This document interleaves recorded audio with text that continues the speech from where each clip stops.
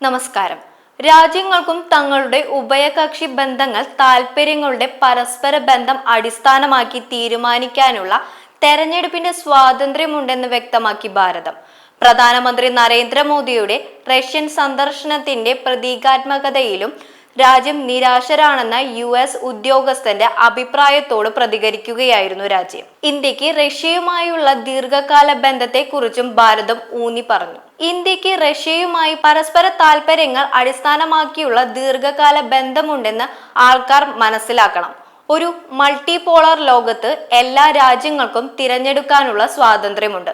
അത്തരം യാഥാർത്ഥ്യങ്ങളെ മനസ്സിലാക്കുകയും അഭിനന്ദിക്കുകയും ചെയ്യേണ്ടത് എല്ലാവർക്കും അത്യന്താപേക്ഷിതമാണ്. വിദേശകാര്യ മന്ത്രാലയ വക്താവ് രൺധീർ ജയ്സ്വാൾ മാധ്യമങ്ങളോട് പറഞ്ഞു. News desk Bharathabhoomi.